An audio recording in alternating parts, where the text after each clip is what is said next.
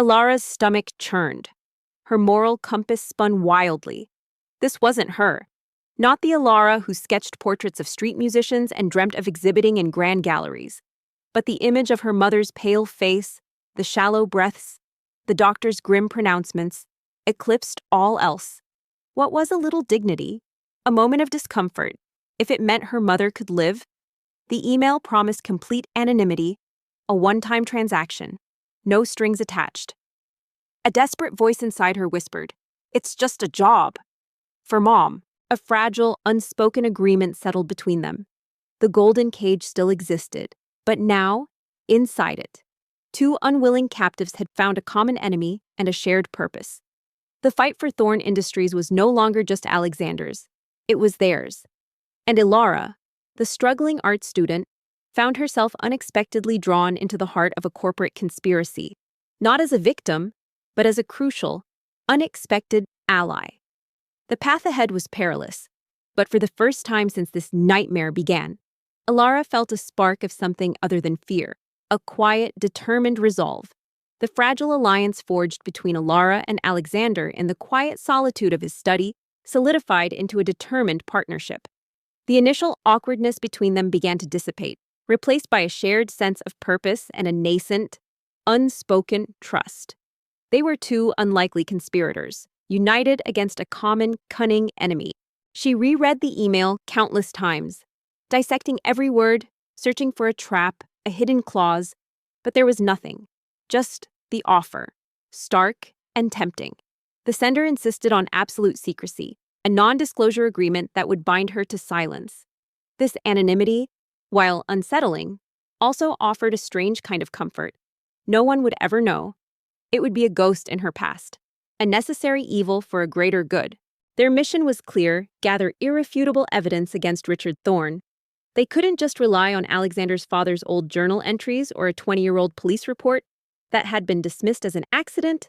They needed current, concrete proof of Richard's machinations, something that would stand up in court and expose his true nature to the world, and more importantly, to Eleanor. With a heavy heart and a knot of dread tightening in her chest, Ilara replied, her fingers hovering over the keyboard for a long moment before hitting send. "I accept," she typed, the words feeling alien and heavy. She was stepping into the unknown, sacrificing a piece of herself for the only person who truly mattered. The transaction was set for the following evening. She would meet the CEO, take the photos, and then, hopefully, disappear back into her quiet life. Her mother saved, her secret buried. The thought brought a fleeting, fragile hope, quickly overshadowed by a profound sense of unease. She was a pawn in a game she didn't understand. But for her mother, she would play. The address led Ilara to a towering skyscraper, a monument to corporate power that seemed to pierce the clouds.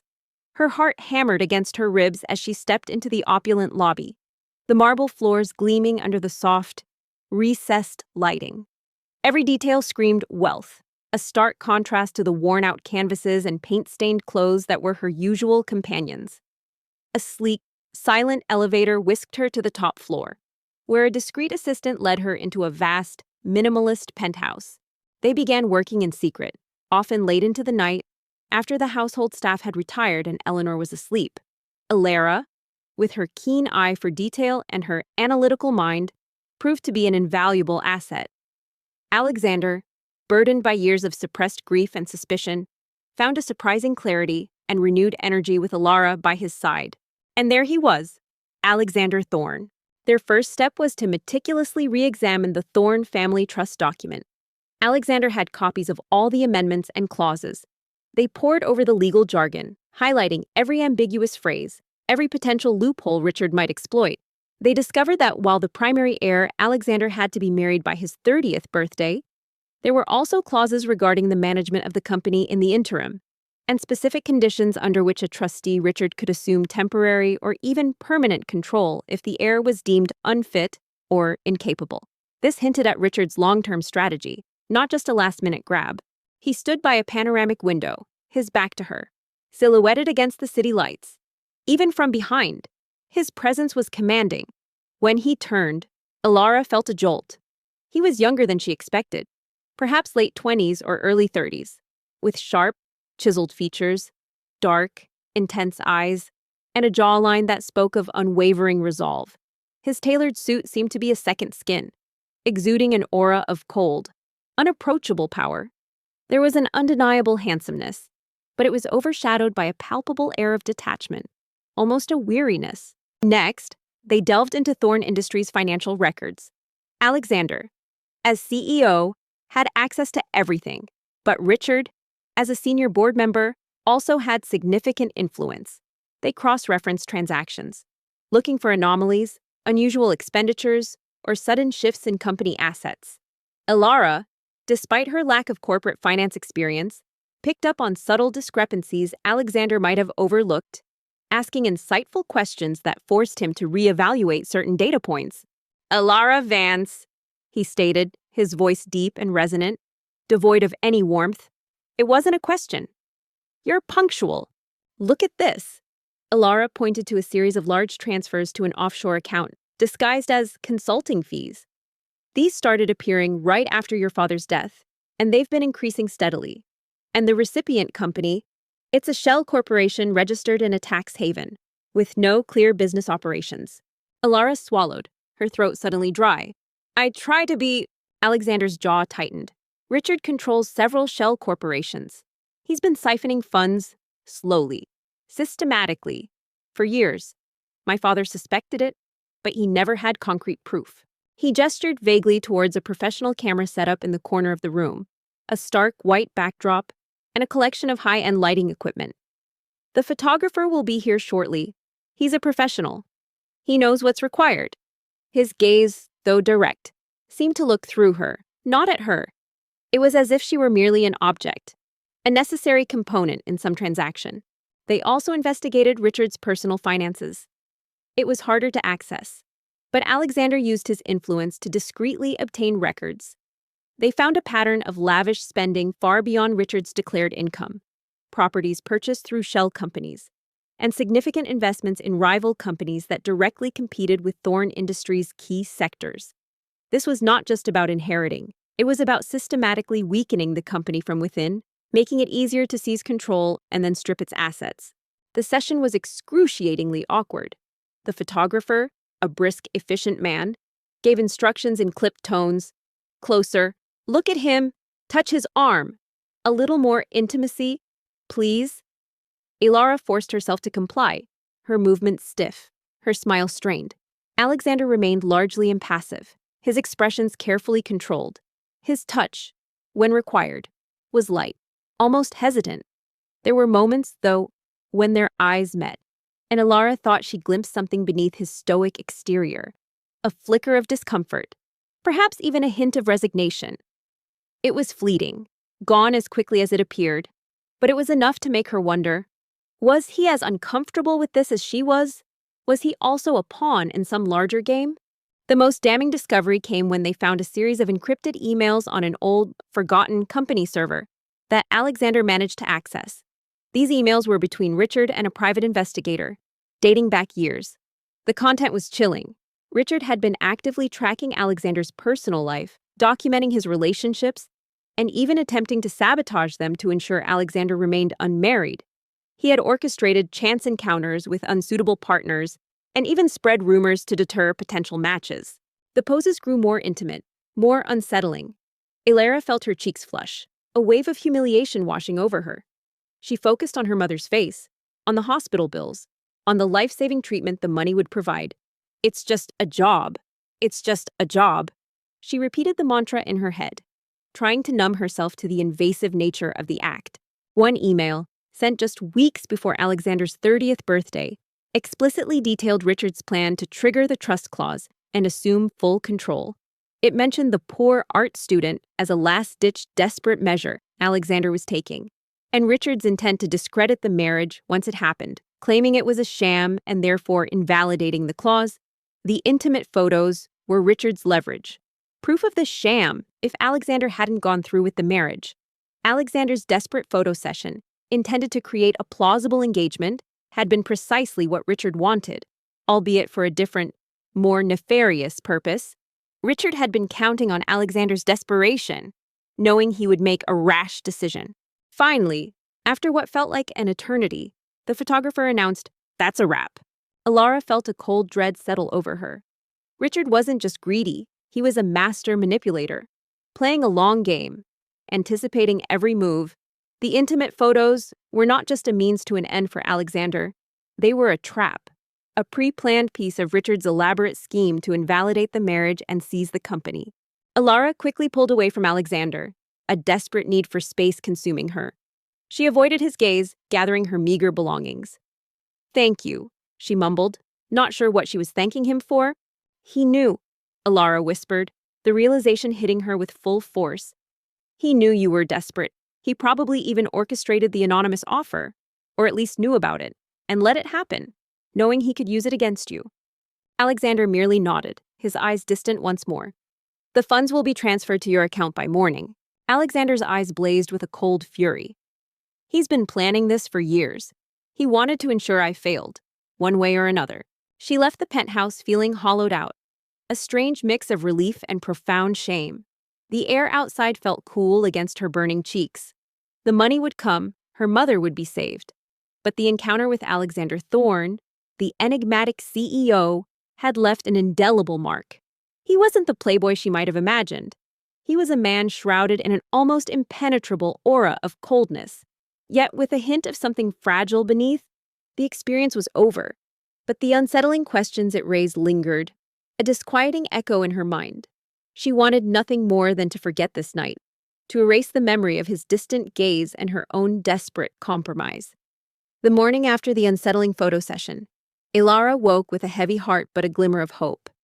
She checked her bank account, and true to Alexander Thorne's word, the promised sum had been transferred. It was an astronomical figure, enough to cover her mother's mounting medical bills and ensure she received the best possible care. A wave of profound relief washed over her, momentarily eclipsing the shame of the previous night. She immediately contacted the hospital, arranging for the necessary treatments. A burden finally lifted from her shoulders. The evidence was overwhelming financial embezzlement, corporate sabotage, and a calculated plot to exploit the family trust and Alexander's personal life. They had everything they needed. The fragile alliance had become a formidable force, ready to expose the truth and bring down the man who had cast such a long, dark shadow over the Thorne family legacy. The next step was the hardest, confronting Richard and revealing his betrayal to Eleanor. The air in the Grand Thorne drawing room crackled with an unspoken tension. Alara stood beside Alexander, her posture straight, her gaze unwavering. Across from them, seated in an antique armchair, was Eleanor, her expression a mixture of regal composure and subtle concern. Richard Thorne, oblivious to the storm brewing, leaned casually against the mantelpiece, a self-satisfied smirk playing on his lips as he recounted a recent business deal. For a brief, precious moment, Alara allowed herself to breathe. She even picked up her sketchbook, finding a fragile solace in the familiar feel of charcoal against paper. The world outside her small apartment seemed to hum with a renewed, albeit cautious, optimism. Her secret was safe, her mother was on the path to recovery, and she could, perhaps, return to the quiet pursuit of her art. Alexander cleared his throat, the sound cutting through Richard's jovial monologue. "Uncle Richard, Mother, we need to discuss something of grave importance." But the reprieve was brutally short-lived. Richard's smile faltered slightly. Eleanor's eyes, sharp and perceptive, immediately picked up on the unusual solemnity in Alexander's voice, and the quiet resolve in Alara's stance. It began subtly, with a notification on her phone, a news alert she almost dismissed. Then another, and another, each more insistent than the last. Her name, Alara Vance, was suddenly everywhere. Confused, she clicked on the first link. "Oh, and what might that be?" "Dear boy," Richard asked, his tone still laced with feigned amusement, though a flicker of suspicion entered his eyes. The screen filled with an image that made her blood run cold. It was one of the intimate photos from last night, meticulously framed, professionally lit. But it wasn't presented as a scandal, a leaked secret. No. The headline screamed, bold and triumphant, "Thorne Industries CEO Alexander Thorne, engaged mystery woman revealed." Alexander didn't waste time.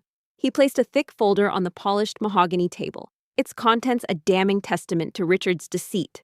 "We've uncovered some irregularities, Uncle, regarding Thorne Industries' finances. and the family trust.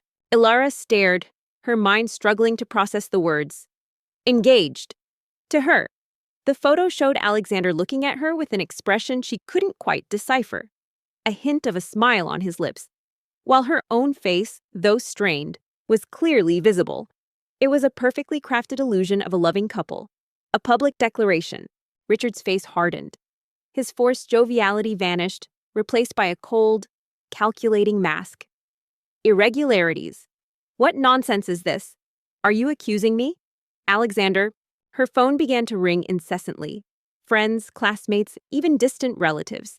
Their voices a cacophony of shock, curiosity, and thinly veiled judgment. Social media exploded.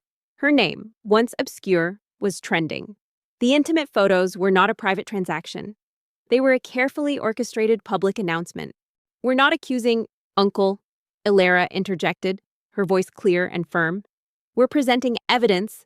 She stepped forward, opening the folder to reveal printouts of the offshore transfers, the Shell company documents, and the damning emails. These are transfers to Shell corporations you control, disguised as consulting fees, funds siphoned from Thorn Industries, dating back years. Panic seized her. This wasn't anonymity. This was exposure on a scale she couldn't have imagined. Her quiet life, her carefully guarded privacy, lay shattered. The shame she had felt the previous night intensified 100-fold, now amplified by the glare of public scrutiny. How could this have happened? Why would Alexander Thorn do this? The anonymous offer, the promise of discretion. It had all been a lie, a cruel, elaborate setup. Eleanor gasped, her hand flying to her mouth. Her eyes darted from the documents to Richard, then back to Alexander and Ilara, a dawning horror spreading across her face. Richard, is this true? She tried to call the anonymous number from the email, but it was disconnected. She searched for Alexander Thorn's contact, finding only corporate numbers that led to automated messages. She was trapped, caught in a web of deceit she hadn't even known existed. Richard scoffed, attempting to regain control. Absurd. These are legitimate business expenses. Eleanor, Alexander is clearly misguided, perhaps influenced by his new wife. He shot Ilara a venomous look. The news reports continued to roll in, each one dissecting her background, speculating on her sudden appearance in the life of one of the city's most eligible bachelors. They painted a picture of a Cinderella story, a poor art student plucked from obscurity by a powerful CEO. The narrative was intoxicating to the public, but to Ilara, it was a nightmare. She was no Cinderella. She was a desperate girl who had been manipulated, her vulnerability exploited for reasons she couldn't fathom. And these, Alexander continued, pushing forward the printouts of the encrypted emails, are communications between you and a private investigator, emails detailing your long-term plan to exploit the trust clause, to sabotage my relationships, and to discredit my marriage, all to gain control of the company. He pointed to a specific email.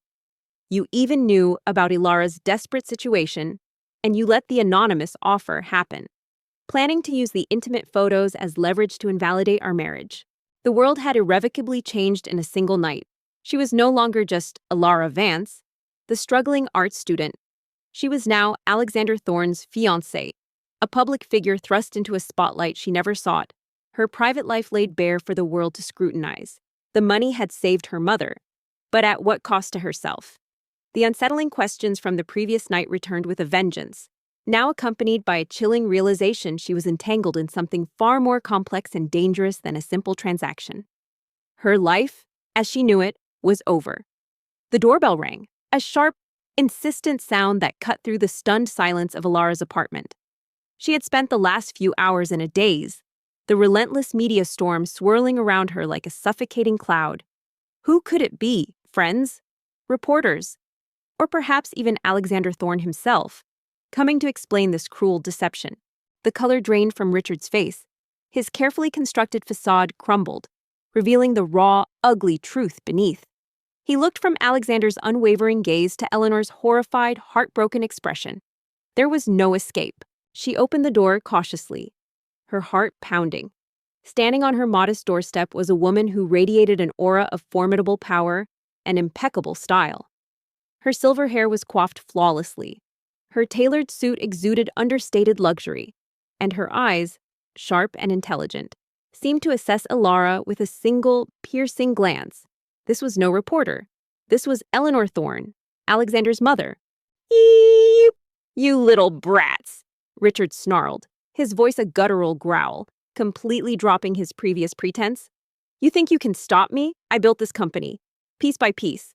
While Marcus was off playing his philanthropic games, I deserved it. I deserved control." Ilara felt a fresh wave of dread. She braced herself for a torrent of accusations, for the fury of a protective mother whose son had been entangled with a poor girl in a scandalous public display. She expected condemnation, perhaps even a demand to retract the engagement. Eleanor rose from her seat, her eyes blazing with a fury Ilara had never seen. "You built this company.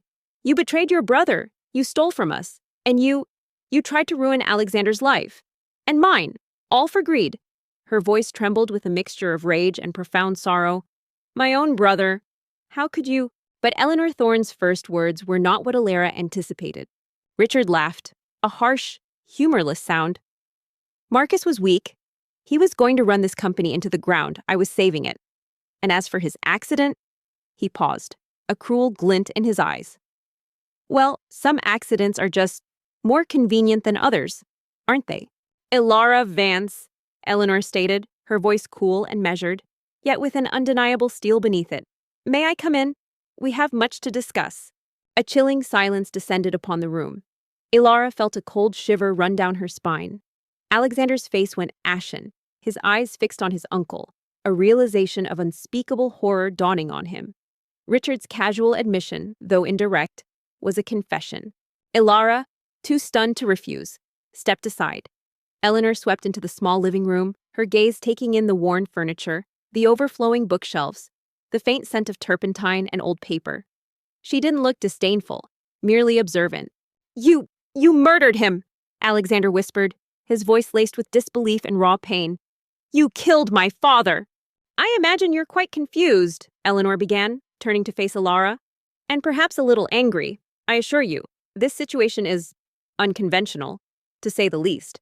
Richard merely smirked, a chilling lack of remorse in his eyes.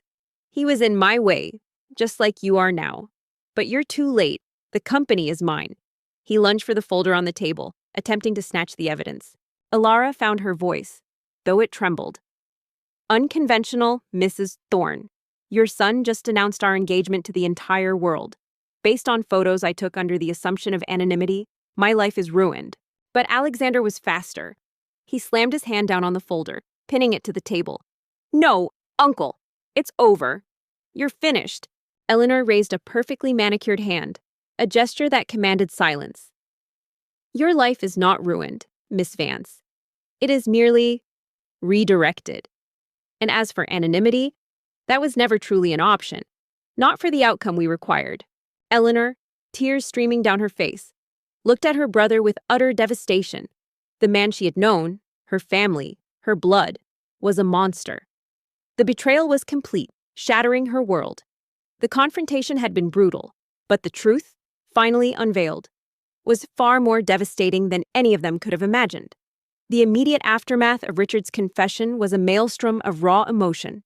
Eleanor, shattered by her brother's monstrous betrayal, collapsed into a chair, her sobs echoing through the drawing room.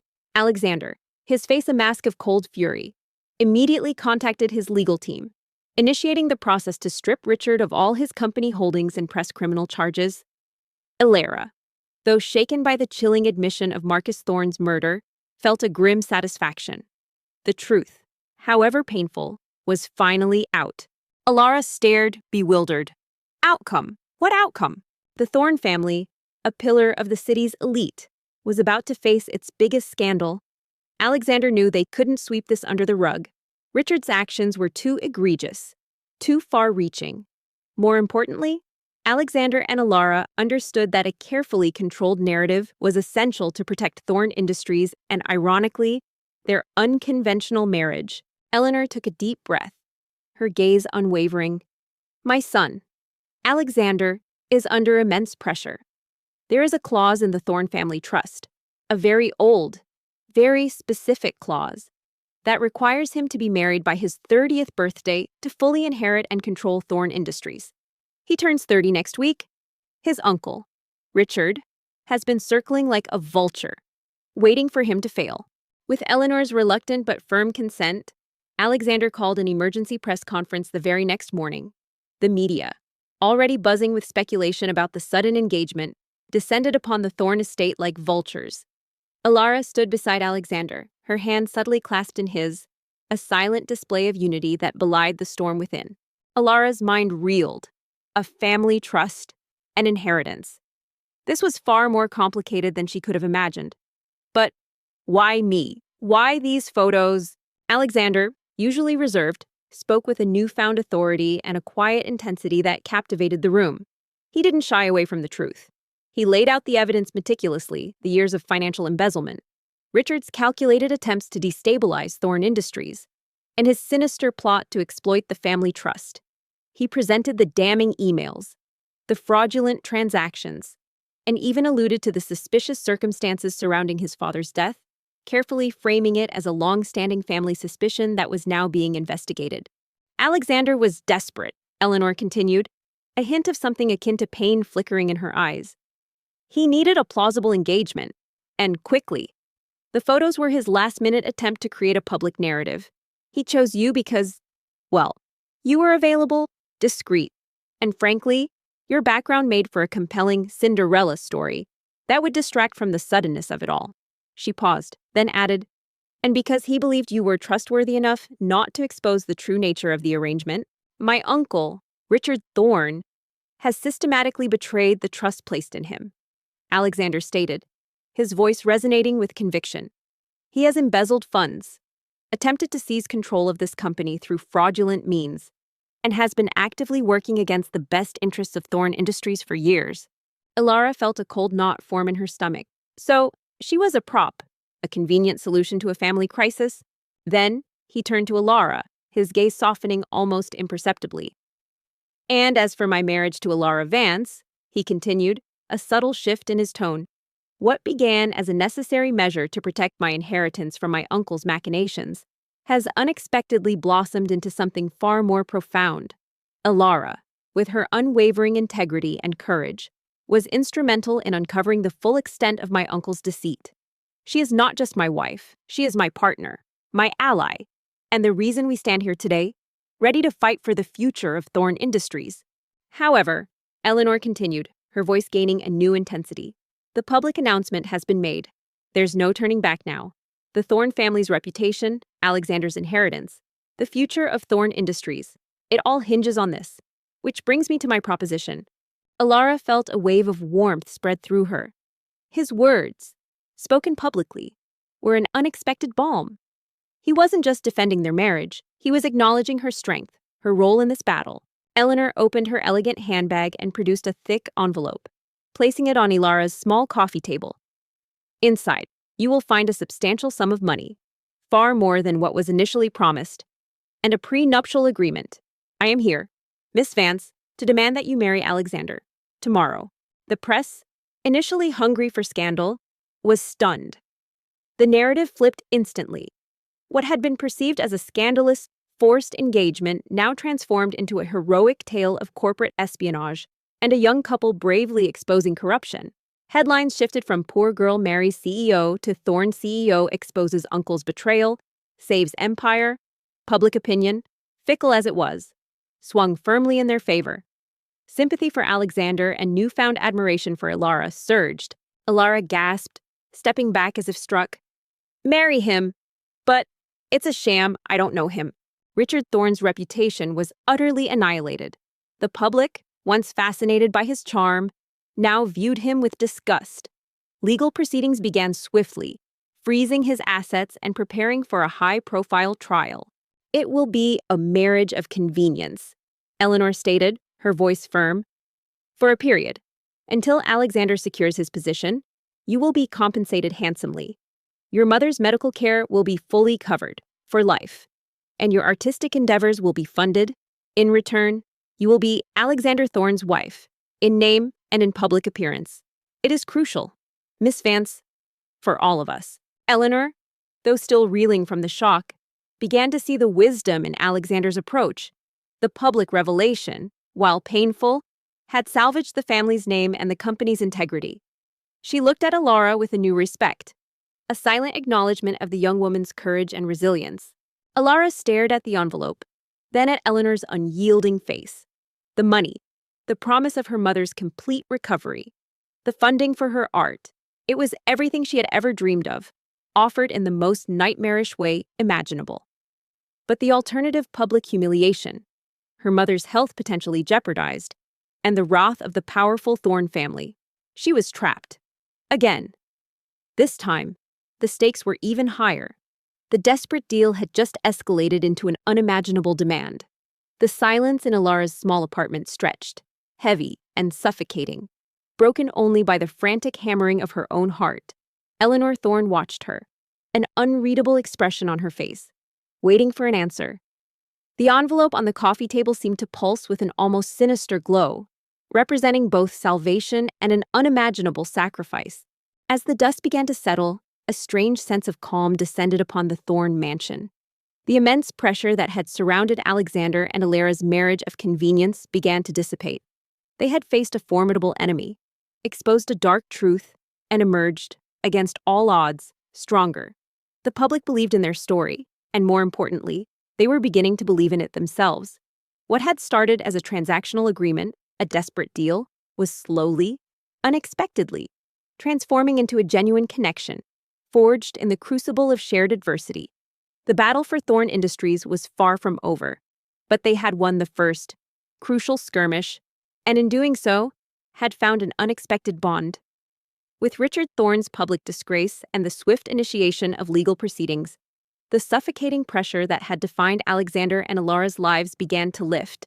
The media, having feasted on the scandal, slowly turned its attention to other sensational stories, leaving the couple with a fragile, newfound peace. The Thorne mansion, once a gilded cage, now felt less like a prison and more like a sanctuary, albeit one still steeped in its own complex history. Alara's mind raced, a whirlwind of fear, desperation, and a burgeoning sense of indignation. Marry a man she barely knew, a man who had already deceived her, all for the sake of a family trust. It was preposterous, an archaic demand from a world she didn't belong to. Her artistic soul recoiled from the idea of such a cold, calculated arrangement.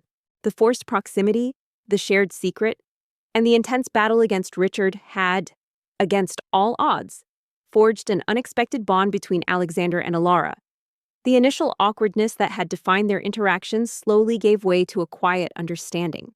They found themselves spending more time together, not out of obligation, but out of a growing comfort in each other's presence. But then, the image of her mother, frail and struggling for breath, flashed before her eyes. The doctors had been clear without continuous, specialized care, her chances were slim. This money, this marriage of convenience, was not just a proposition, it was a lifeline, a golden cage, perhaps, but one that promised her mother life and her art. The thought of being able to pursue her passion without the constant shadow of debt was a powerful lure. They would often retreat to Alexander's study, no longer to pore over damning evidence, but to simply talk. Alara discovered that beneath Alexander's stoic exterior lay a man of profound integrity. Burdened by responsibility and a deep sense of loyalty to his father's legacy, he spoke of his dreams for Thorne Industries, not just as a corporate empire, but as a force for positive change, a vision his father had shared. He even revealed a dry, understated wit that surprised and charmed her. What would this entail? Alara finally managed, her voice barely a whisper. A real marriage, a ceremony. Alexander, in turn, found himself captivated by Alara's resilience, her quiet strength, and her unwavering moral compass. He saw the passion in her eyes when she spoke of her art, the fierce love she held for her mother. She challenged his preconceived notions of the world, reminding him that true value lay not in wealth or power, but in character and compassion. He found himself seeking her opinion, valuing her insights, and, to his own surprise, enjoying her company more than anyone he had ever known. Eleanor's expression softened, almost imperceptibly. A public ceremony, yes. A legal marriage. You would live at the Thorne estate. You would attend social functions as Alexander's wife, but it would be a partnership. Miss Vance, A business arrangement? Alexander understands this. He is as reluctant as you are, I assure you. One evening, as they sat in the library, surrounded by ancient books, a comfortable silence settled between them. Alara was sketching, and Alexander was reviewing a report, but their focus kept drifting to each other. The admission, however slight, that Alexander was also a victim, not just a manipulator, offered a sliver of unexpected comfort. It didn't make the situation less horrifying, but it made it less personal, less like a direct attack on her. You know, Alexander began, his voice soft. When my mother first proposed this arrangement, I thought it was the most absurd, desperate thing I'd ever heard. And then, when she announced our engagement to the world, I thought my life was truly over. He looked at her, a faint, genuine smile touching his lips. I never imagined I'd find this. Alara closed her eyes, picturing her mother smiling, healthy, painting alongside her. The alternative was unthinkable. Public humiliation was already a reality, at least this way. It would come with a tangible benefit, a purpose. Alara looked up from her sketch pad, her heart fluttering. Me neither. I thought I was selling my soul for my mother's life. I never thought I'd find a partner in this madness. She opened her eyes and met Eleanor's gaze, a newfound resolve hardening her own. All right, she said, the word feeling both foreign and inevitable. I'll do it, for my mother, but I have conditions. He reached across the table, his hand gently covering hers. His touch, once hesitant and formal, now felt warm, comforting. We faced a monster together, Alara, and we won. That creates a bond stronger than any contract. Eleanor's eyebrows raised slightly, a flicker of surprise in her eyes. Conditions. The words hung in the air, laden with unspoken emotions. It wasn't a grand declaration of love, but it was something deeper, more meaningful. It was the acknowledgement of a shared journey, a profound respect, and the quiet blossoming of a genuine connection. My mother's medical care must be guaranteed, in writing, for as long as she needs it. And I want a clear understanding of the duration of this arrangement, and my art. I need the freedom to continue my studies and my work, without interference. Alara spoke with a strength she didn't know she possessed, the desperation fueling her defiance. Alara's mother, Anya, was steadily recovering, the best medical care money could buy, ensuring her progress. Alara visited her daily, sharing stories of her new life, carefully omitting the more dramatic details. Anya, seeing the newfound peace and subtle glow in her daughter, sensed a deeper happiness than Alara let on. Eleanor studied her for a long moment, a faint smile playing on her lips. Agreed. All of it. The duration will be until Alexander has full control of Thorn Industries, which, with this marriage, should be swift. And your artistic pursuits will be fully supported. You have my word. And it will be in the prenuptial agreement.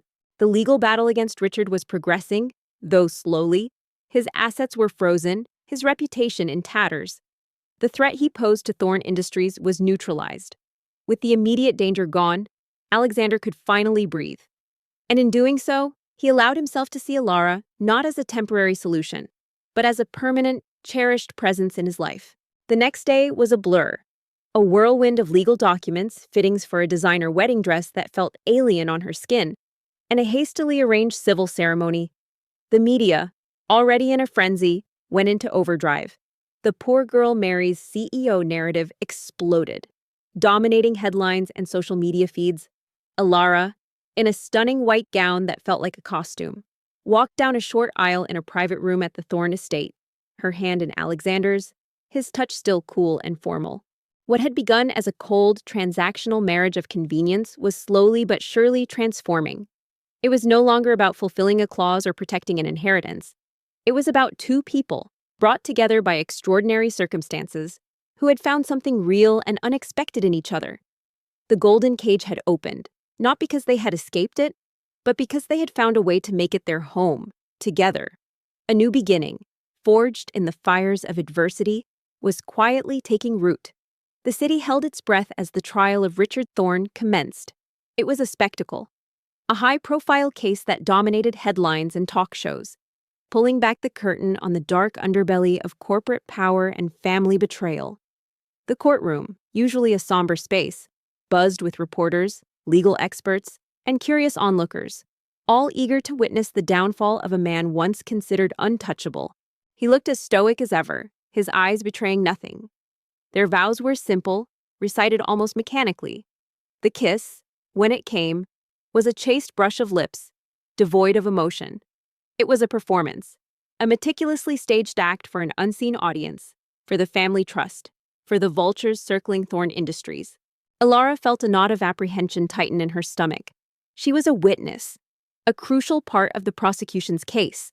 Despite the public narrative shifting in their favor, the thought of facing Richard, of reliving the deception, filled her with dread. Alexander, sensing her unease, was her constant anchor. He held her hand discreetly beneath the table, offered quiet words of encouragement, and his presence alone was a fortress against the overwhelming scrutiny. As the flashbulbs popped and the small gathering of Thorne family lawyers and close associates offered polite congratulations, Elara felt an overwhelming sense of unreality. She was Mrs. Alexander Thorne. Her name, once synonymous with quiet artistic ambition, was now irrevocably linked to one of the city's most powerful dynasties. She had stepped into a world of immense wealth, intricate power plays, and hidden agendas. The golden cage had closed around her, and she was now officially a pawn in a game whose rules she was only just beginning to understand. The future stretched before her, a vast, uncertain landscape, filled with the promise of security for her mother, but also the chilling realization that her life was no longer her own. The Thorne mansion was less a home and more a sprawling, gilded monument to wealth and power. Its vast halls echoed with a silence that felt heavier than any noise, and its opulent rooms, filled with priceless art and antique furniture, seemed to mock Elara's humble origins. Moving in felt less like stepping into a new life and more like entering a meticulously maintained museum, where she was merely another exhibit. Richard Thorne, seated at the defense table, maintained a defiant posture, his eyes cold and calculating, occasionally darting towards Elara with a look of pure malice. His lawyers, a formidable team, attempted to discredit the evidence, painting Alexander as a disgruntled heir and Elara as a gold digger who had manipulated her way into the Thorne family. Her new husband, Alexander, was as distant and enigmatic as ever. Their interactions were stiff, formal, confined to public appearances and the occasional, awkward shared meal. He treated her with a cool politeness, a detached respect that underscored the transactional nature of their union. Their bedroom, a cavernous space with a four-poster bed, felt like a neutral territory, a shared stage for a performance they both had to maintain. When Elara was called to the stand, a hush fell over the courtroom. She took a deep breath, clutching the railing of the witness box, and looked directly at the judge. She spoke calmly, clearly, recounting the anonymous offer, the unsettling photo session, the shocking public announcement, and Eleanor Thorne's subsequent demand for marriage. She detailed her desperate situation with her mother's illness, her initial reluctance, and her eventual agreement, driven by a mother's love. Elara tried to find her footing in this alien world. She explored the mansion, discovering a grand library that offered a small comfort and a private art studio that Eleanor had thoughtfully prepared for her. A silent acknowledgement of her conditions. She spent hours there, sketching, painting, trying to channel her turbulent emotions onto canvas. But the inspiration felt muted, overshadowed by the constant pressure.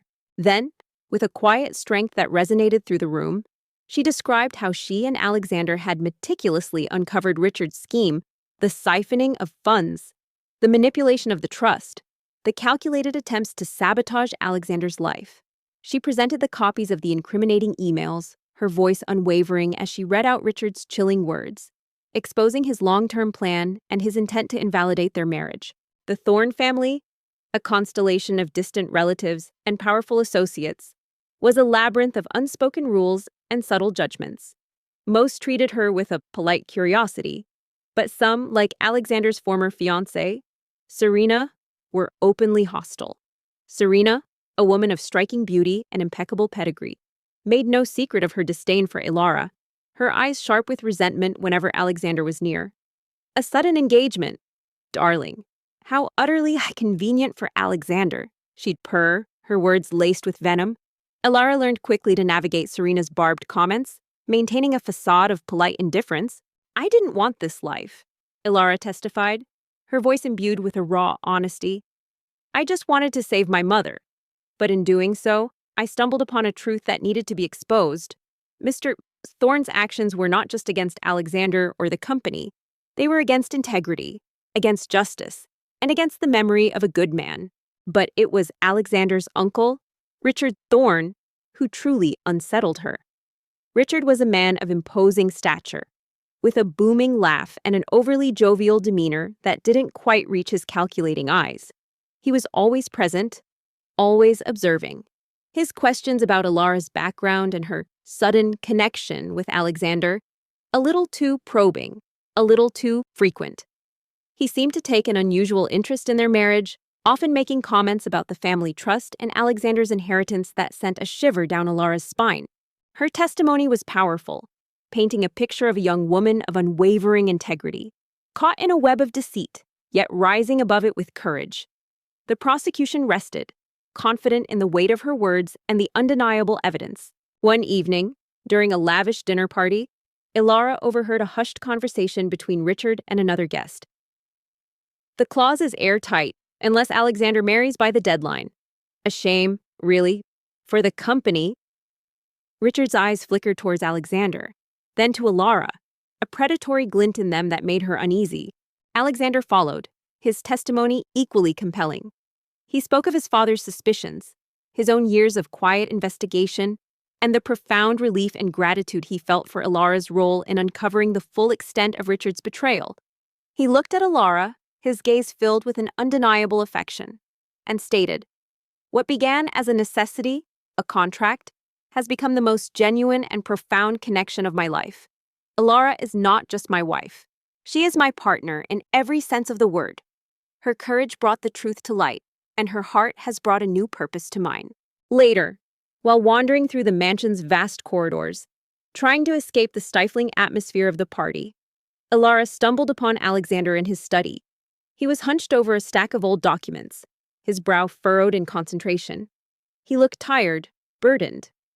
As she approached, he quickly shuffled some papers away, but not before Ilara caught a glimpse of a faded photograph, a younger Alexander with a man who bore a striking resemblance to him, likely his father. Beneath it, a legal document with the words Thorne Family Trust prominently displayed. The public declaration, delivered with such sincerity, silenced any lingering doubts about their relationship. It was no longer a marriage of convenience, it was a love forged in the fires of adversity. Publicly acknowledged, Alexander looked up, startled, his guarded expression returning instantly. "Ilara, what are you doing here?" After weeks of intense legal battles, the jury returned its verdict, guilty. Richard Thorne was convicted on multiple counts of fraud, embezzlement, and conspiracy. The courtroom erupted in a mixture of gasps and relieved murmurs. Justice, long delayed, had finally been served. "Just exploring," she replied, her gaze lingering on the hidden documents. "It's a big house." Eleanor Thorne, present for the verdict, wept openly, tears of sorrow for her brother's downfall, but also tears of profound relief. The dark shadow that had loomed over her family for years, the unspoken suspicions surrounding Marcus's death, had finally been brought into the light. The Thorne family's legacy, once threatened by greed and betrayal, was finally secured. Cleansed of Richard's manipulative influence, he merely nodded, gathering the papers and placing them in a locked drawer. "Indeed. You should get some rest. It's been a long day." As Alexander and Ilara walked out of the courthouse, hand in hand, they were met by a throng of reporters. But this time, the questions were different. They were about their future, about the strength of their bond, about the triumph of truth. The ordeal had been harrowing, but they had faced it together, emerging not just victorious, but undeniably, irrevocably, in love. The dust of Richard Thorne's trial settled, leaving behind a quiet sense of triumph and a profound shift in the lives of Alexander and Ilara. With Richard facing a lengthy prison sentence, the dark cloud that had hung over the Thorne family for decades finally dissipated. The pressure that had initially forced them together evaporated, but in its place, a deeper, more resilient bond had taken root. As she walked away, Ilara couldn't shake the feeling that something was deeply wrong. Richard's suspicious interest, the hushed conversations, Alexander's secretive behavior, and the mention of the family trust and a deadline. It all coalesced into a chilling realization. Her marriage of convenience was not just about saving Alexander's inheritance. There was a deeper, darker game at play, one that involved more than just money and reputation. And Alexander, despite his cold facade, might be as much a captive in this golden cage as she was. The mansion, once merely opulent, now felt like a fortress holding secrets, and she, unknowingly, had become a key part of them. Ilara's unease festered, a persistent itch beneath her skin. Richard Thorne's jovial facade now seemed like a thin veil over something sinister, and Alexander's guardedness felt less like coldness and more like a desperate attempt to protect a secret. The mansion, once merely a symbol of wealth, now felt like a repository of hidden truths, each opulent room potentially holding a piece of the puzzle. What had begun as a desperate contract, a strategic alliance, had blossomed into an undeniable love.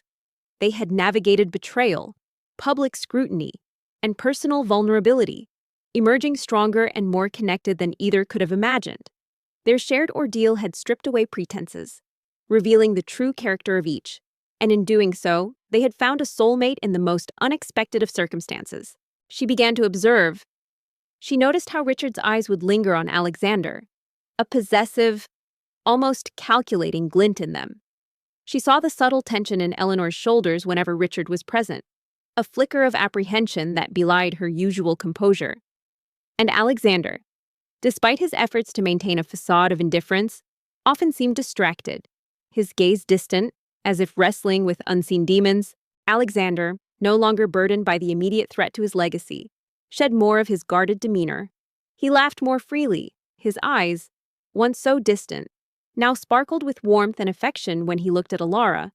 He sought her opinion not just on business matters, but on life, on art, on everything.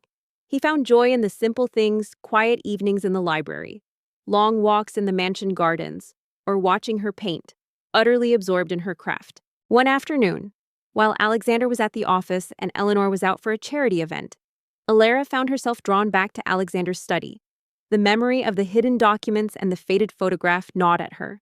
She knew it was an invasion of privacy, but a powerful instinct, a desperate need to understand the web she was caught in, propelled her forward. Ilara, in turn, found herself completely at ease with Alexander. His strength was a comfort, his understanding a balm. She no longer felt like a pawn in a grand scheme, but a cherished partner. Her art flourished, infused with a new depth and emotion, inspired by the tumultuous journey she had undertaken and the unexpected love she had found. She began to exhibit her work in small, exclusive galleries. Her talent recognized not just for her connection to the Thorne name, but for its intrinsic merit. The desk drawer was locked, as expected, but Ilara, with her artist's eye for detail, noticed a faint scratch mark near the bottom edge of the drawer, almost invisible against the dark wood. She ran her finger along it, then remembered seeing a small, ornate key on Alexander's key ring, a key he rarely used. A wild thought sparked in her mind. Could it be for this? Her mother, Anya, made a full and remarkable recovery. The best medical care, provided without a second thought by the Thorne family, had worked wonders. Anya, vibrant and healthy once more, saw the genuine affection between her daughter and Alexander. She smiled, knowing Ilara had found not just security, but true happiness. Driven by a surge of adrenaline, she hurried to Alexander's bedroom. His keyring lay on his dresser. Among the various keys, one small, antique-looking key stood out. Her hands trembled as she picked it up, a mixture of guilt and urgency warring within her. One crisp autumn evening, as they sat by the roaring fireplace in the drawing room, the same room where Richard's betrayal had been unveiled, Alexander turned to Ilara. He took her hand, his thumb tracing gentle circles on her skin. Back in the study, she inserted the key into the lock. It clicked open with a soft, almost conspiratorial sound. Inside, beneath a stack of mundane business reports, lay the documents she had glimpsed. She pulled them out, her heart pounding. "Ilara," he began, his voice soft. "Our first wedding, it was a necessity, a performance. But what we have now, it's real. It's everything." He looked into her eyes, a profound love shining in his. "I want to do it again, properly. Not for the cameras, not for the trust, but for us, to celebrate the love we found, against all odds. The faded photograph was indeed of Alexander and his father, a man with a kind, open face, strikingly similar to Alexander's, but without the weariness. The legal document was a copy of the Thorne family trust. Her eyes scanned the dense legal jargon, searching for the clause Eleanor had mentioned. Tears welled in Elara's eyes. This was the moment she hadn't dared to dream of. "Yes, Alexander," she whispered, her voice thick with emotion. 1,000 times. Yes, it was there, buried deep within the convoluted text.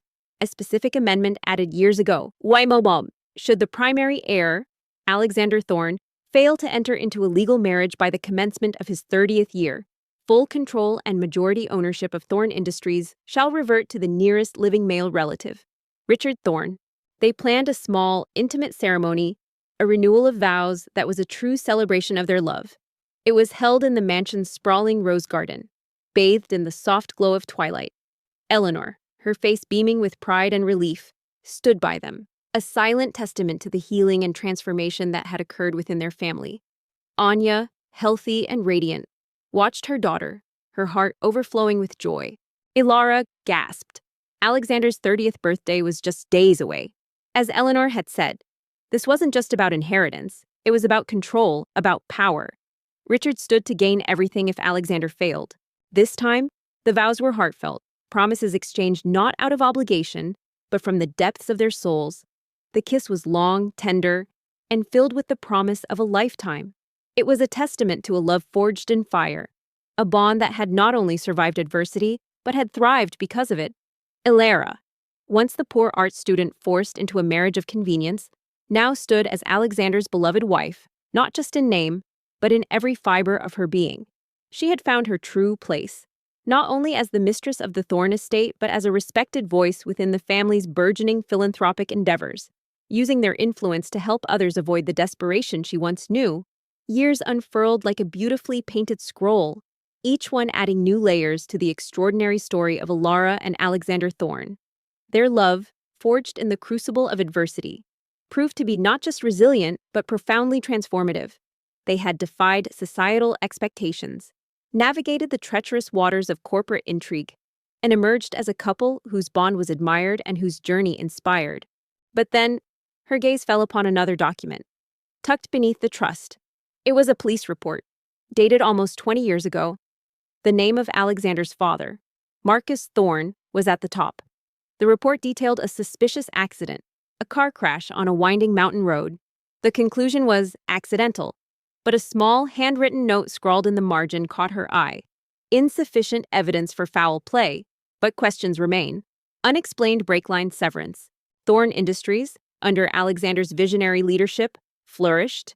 He steered the company towards more ethical and sustainable practices, investing heavily in renewable energy and fair labor initiatives, aligning with the values his late father, Marcus, had championed.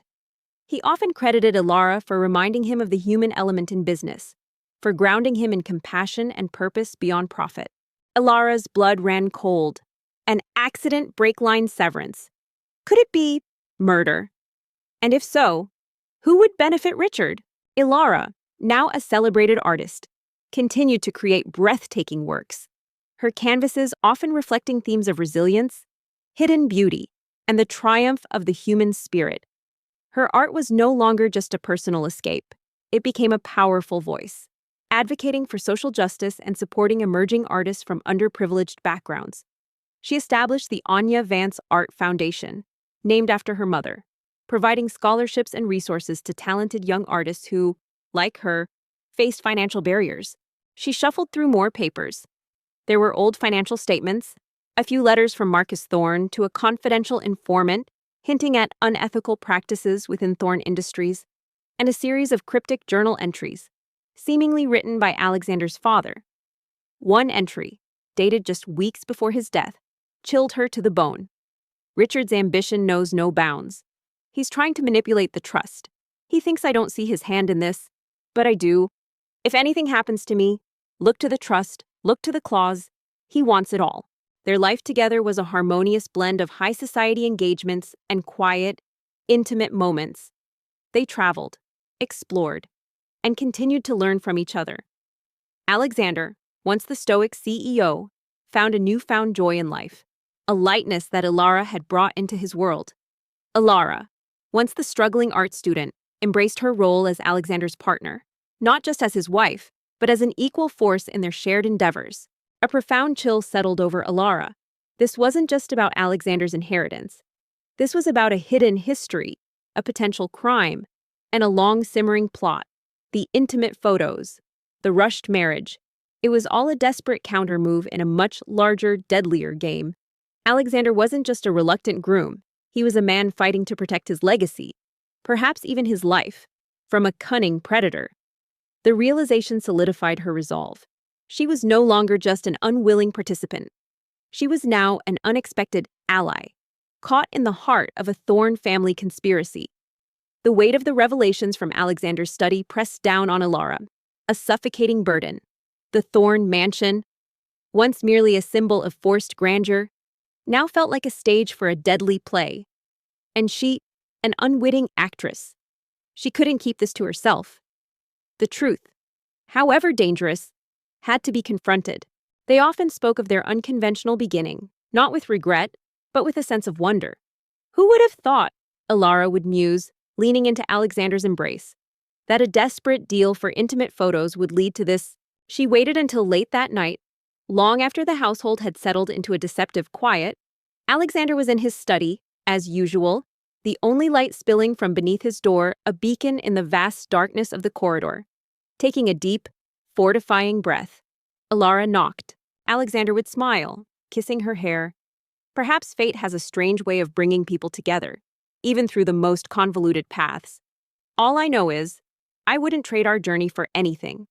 Come in, his voice, weary and clipped, responded. Their story became a testament to the idea that love could blossom in the most unexpected circumstances, that integrity could triumph over greed, and that true strength lay not in power alone, but in compassion and resilience. They leveraged their influence not for personal gain, but to create a lasting legacy of positive change. They championed causes close to their hearts, ensuring that others did not have to face the same desperation Ilara once did. Establishing programs to alleviate medical debt and support struggling families. She pushed the door open. Stepping into the room, Alexander sat at his desk, a half-empty glass of amber liquid beside him, his gaze fixed on a complex financial report. He looked up, his eyes, usually so guarded, betraying a flicker of surprise at her presence. Years turned into decades. Ilara and Alexander built a beautiful family, raising children who inherited their parents' blend of strength, creativity, and kindness. Their home, the Thorne mansion, was no longer a gilded cage, but a vibrant, loving sanctuary, filled with art, laughter, and the warmth of a family truly united. Ilara, is everything all right? His tone was still formal, but there was a hint of concern she hadn't heard before. The poor girl, who took intimate photos with the CEO, had not only married him, but had helped him expose a dark family secret, save his empire, and, in doing so, found a love and purpose beyond her wildest dreams. Their tale became a modern legend, whispered in the halls of power and celebrated in the quiet corners of the art world. A reminder that even in the most dramatic of circumstances, justice can prevail, and love, in its most unexpected forms, can conquer all. She walked towards the desk, her hands clasped tightly to prevent them from trembling. She held the crumpled police report and the copy of his father's journal entries. No, Alexander, everything is not all right. Not at all. Thanks for watching. If you enjoyed this story and want to see more, don't forget to hit that subscribe button. Stay with us for the next one. And while you're here, check out our other videos. Where are you watching from? Let us know in the comments below. She laid the documents on his desk, pushing them towards him. I found these in your locked drawer. I know it was wrong to look, but I had to understand. I had to know why I'm here, why we're doing this. Alexander's eyes widened almost imperceptibly as he saw the papers. His jaw tightened, and a muscle twitched in his cheek. He picked up the police report, then the journal entries, his gaze scanning them rapidly. The weariness in his eyes deepened, replaced by raw, exposed pain she hadn't thought him capable of. You know, he said, his voice barely a whisper. devoid of its usual coldness. It wasn't an accusation, but a statement of profound vulnerability. "I know about the trust, about Richard, and about your father's accident," Alara stated, her voice steady despite the tremor in her heart. Was it an accident, Alexander, or was it murder? He closed his eyes for a moment, a silent battle raging within him. When he opened them, the usual icy mask was gone, replaced by a grim determination. "I've suspected for years. My father, he was investigating Richard. He was close to exposing something. And then, the crash." He paused, his voice thick with unspoken grief. "The police ruled it an accident. My mother, she wanted to believe it. She couldn't bear the alternative. But I knew. I always knew." Alara felt a surge of unexpected empathy. Beneath the CEO's formidable exterior was a son haunted by a past tragedy, burdened by a legacy he was fighting to protect. "So, the marriage. It was a desperate move to protect your inheritance from Richard, to prevent him from taking control." Alexander nodded, running a hand through his dark hair. "Exactly. The trust clause was designed to ensure the company stayed within the direct line. Richard, my father's younger brother, always resented that. He's been trying to find a loophole for years. When my 30th birthday approached, and I was still unmarried, he saw his chance. He pressured my mother, subtly at first, then more aggressively. He even tried to set me up with Serena, knowing she'd be easy to manipulate once she had a stake in the company. And the photos?" Alara asked, the memory still stinging. He looked away, a flicker of shame in his eyes. "That was a last resort. I needed a public engagement, something undeniable, to meet the deadline. I knew it was unfair to you, but I was out of options. I thought it would be a quick, anonymous transaction. I never intended for it to be publicized as an engagement, not like that. My mother, she took matters into her own hands. She saw an opportunity to secure the legacy, to protect me from Richard's machinations, and she seized it. She believed it was the only way." The biting chill of the late autumn wind mirrored the gnawing fear in Alara's heart. Her fingers, stained with charcoal and paint, trembled as she stared at the hospital bill, a stark white rectangle that held her mother's life in its unforgiving numbers. Mrs. Anya Vance, once a vibrant seamstress whose laughter filled their small apartment, now lay frail and fading, a victim of a rare, aggressive illness. Every day, the debt mounted, a suffocating weight that threatened to crush Alara's artistic dreams and, more terrifyingly, her mother's last hope. Alara took a moment to absorb his confession. He hadn't been a cold manipulator. He had been desperate, cornered, and perhaps just as much a victim of circumstances as she was. The carefully constructed facade of the ruthless CEO crumbled, revealing a man burdened by his family's dark history and the weight of his responsibilities. Alara, a 20-year-old art student at the city's prestigious academy, had always believed in the power of beauty and creation. Her canvases were her escape, her solace. But now, art felt like a distant luxury. She worked 3 part-time jobs, a barista in the mornings, a gallery assistant in the afternoons, and a late-night cleaner, yet it was never enough. The medical expenses were astronomical, far beyond anything she could earn. Desperation, a cold, insidious vine, began to coil around her. "So, we're both pawns in his game," Alara said, a new understanding dawning on her. "You need to secure your inheritance, and I need to protect my mother. We're in this together, whether we like it or not." Then an email arrived, anonymous, cryptic, and strangely compelling. It spoke of a unique opportunity, a discreet collaboration that promised a sum so vast it made Alara's head spin. The catch: it involved intimate photos with a prominent CEO. No names were mentioned, no specific details, just the staggering figure that could erase her mother's debt and secure her treatment. Alexander looked at her, truly looked at her. For the first time since their marriage, his eyes, no longer distant, held a flicker of something akin to respect, and perhaps a nascent trust. "It seems we are Alara Vance, an unlikely alliance, forged in the most unconventional of circumstances."